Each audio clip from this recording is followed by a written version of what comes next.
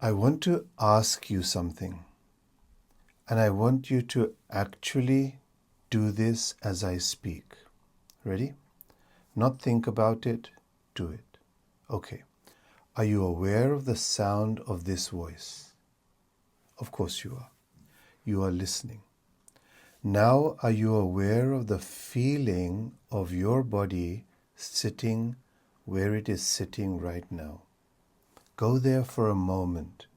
Feel the weight, the contact, the subtle aliveness moving through the body. Yes? Good. Now are you aware of the sounds around you, beyond this voice? Perhaps the wind, the particular silence of the room that you are in. Go there. Now notice something you may never have noticed before. Each time I directed you towards something, you moved. You moved your attention like a torch swung toward each object I named. The voice, the body, the sounds beyond. Each time attention stretched itself towards something, reached, extended, touched the object. And in that touching you said, yes, I am aware of that. This is how attention works. It moves towards things. It reaches, it stretches. And the ancient Sanskrit root of the word dharana carries this meaning: to hold, stretch, direct toward. So attention is always a movement towards something. Now, I want to ask you a completely different question. Are you aware? Not are you aware of something. Just, are you aware? Pause before your answer. Something interesting just happened.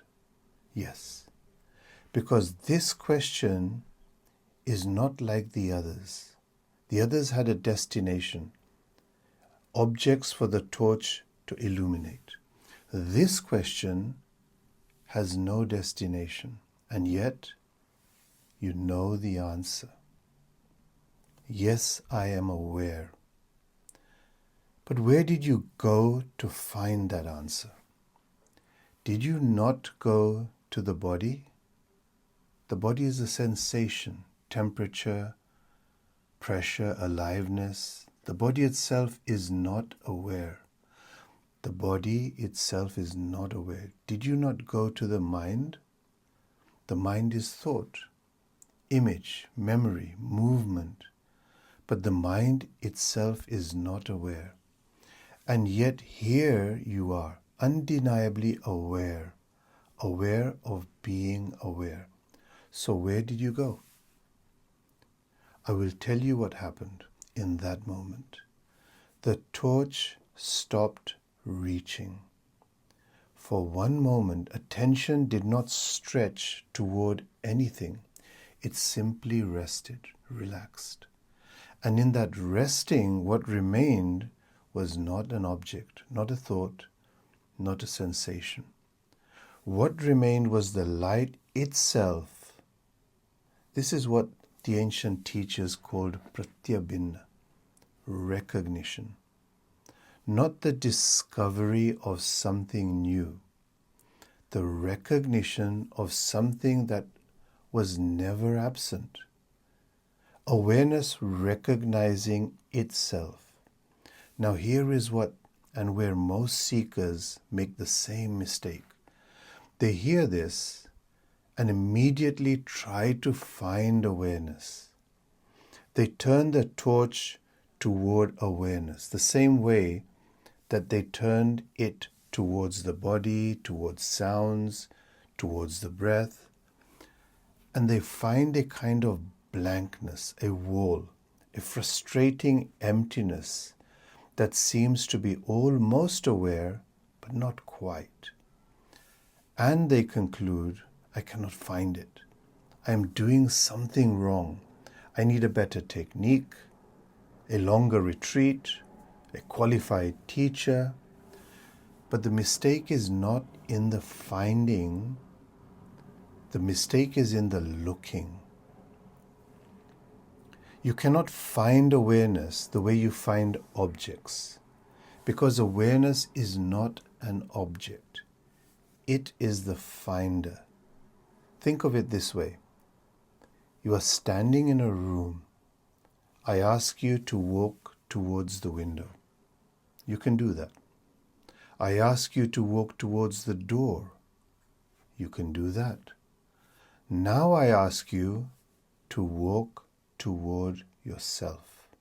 Try it. You cannot. Every step you take is a step taken by you.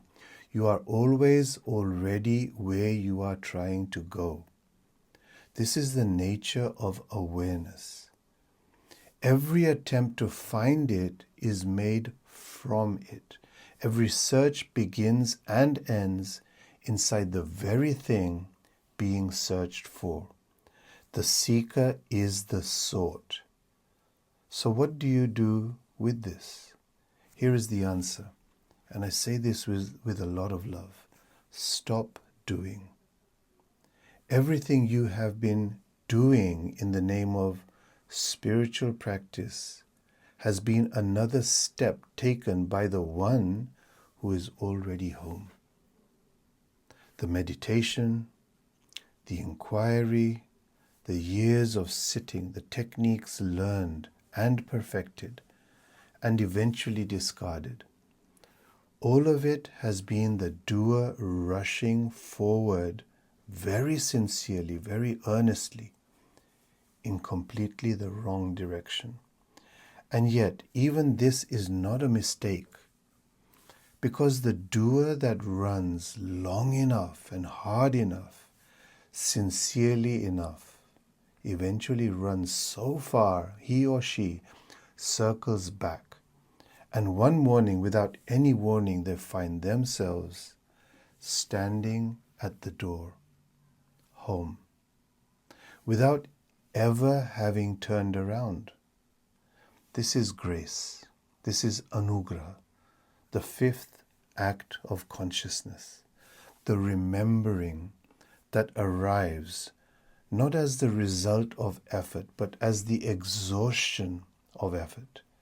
The greatest and the only benefit of effort on the spiritual path is that it reveals to you that you don't need effort. Now, let us try something together right now, in this moment. Close your eyes. If that feels natural, or simply soften the gaze. Let the eyes rest without focusing on anything.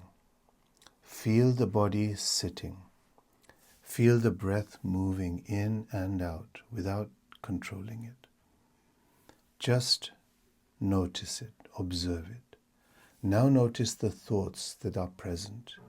Whatever is here, planning, wondering, listening, do not try to stop them.